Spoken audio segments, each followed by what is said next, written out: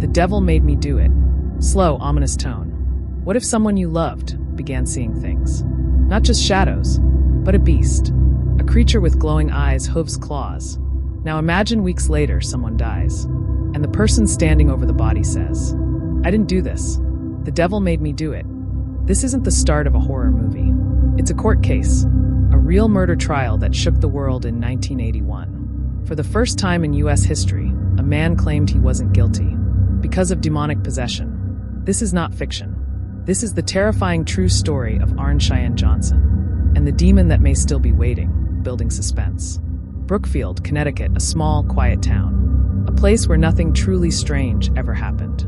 In the summer of 1980, Arne Cheyenne Johnson, just 19, moved in with his girlfriend, Debbie Glatzel, and her family. They were ordinary people, a working-class family, religious, loving, and close. Debbie worked as a dog groomer. Arne helped around, supported the family. But among them was Debbie's youngest brother, David, just 11 years old. And David had started to act different. First came the nightmares, then came the scratches, and then came the beast. Scene 3. David said he saw something, a man, but not a man like you and me. He described him as having large black eyes, hooved feet, and skin that looked like burnt leather. He told me he's coming for me, David whispered. At first, the family assumed stress or imagination. But it got worse. David began speaking in voices that weren't his own, growling, speaking Latin phrases he'd never heard. He woke up with bruises, claimed he was being pulled in his sleep. He became violent. Once, he tried to stab himself with a fork.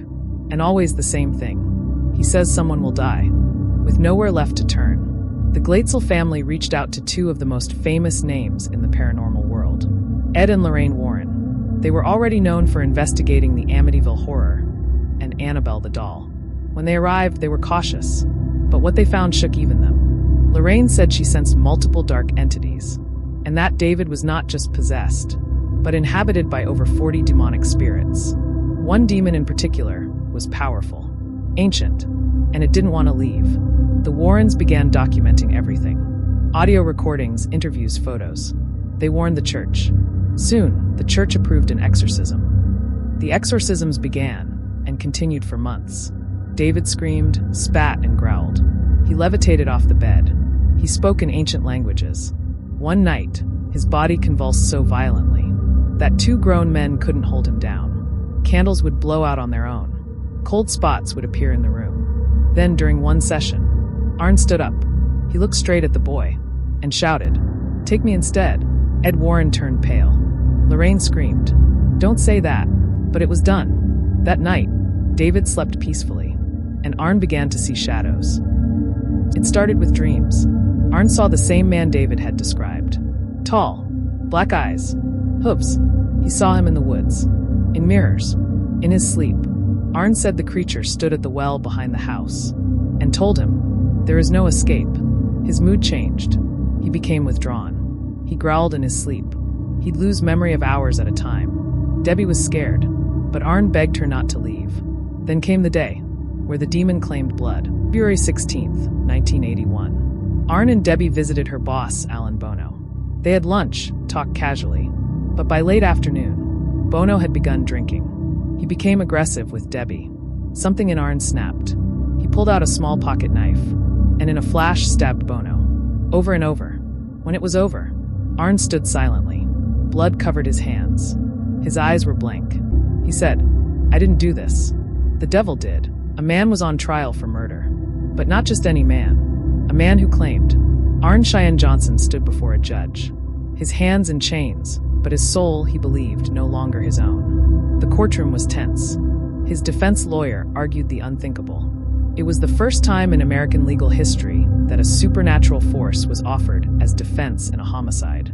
But the judge shut it down. The court does not deal in ghosts or demons. Testimonies poured in, from priests, from the Warrens, from the Glatzel family. Some cried, some doubted, some refused to speak at all. In the end, Arne wasn't convicted of murder. He was found guilty of first-degree manslaughter. The sentence, 10 to 20 years. But he only served 5 years, for a killing he still swears wasn't his own. Tone, reflective, eerie, like closing a cold case file. Debbie waited for Arne. Through prison. Through trials. through trauma.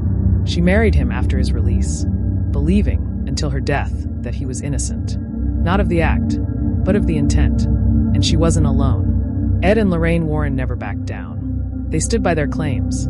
That evil had entered that house, entered David, and finally entered Arn. The tapes still exist. The notes, the recordings. But skeptics call it a story. They say it was mental illness, religious panic, or worse, a cold-blooded lie. But believers, they'll tell you that what happened in Brookfield wasn't just murder. It was an awakening, a warning. That darkness can enter when you least expect it. And sometimes, it never leaves. 2330, 25:00. Tone calm, chilling conclusion, strong closing line. So we ask again, do you believe in possession? Can a man truly become a puppet for something older than time itself? Or was it all an excuse? A mask to cover a violent act? Arn Cheyenne Johnson has moved on. The Glatzel family remains split. The Warrens are gone. But the story still echoes. In books, in film, in whispered bedtime tales, and most terrifying of all, in the real-life death of Alan Bono. Because whatever your belief, the knife was real, the body was real, and someone died. All because someone claimed, the devil made me do it. Pause.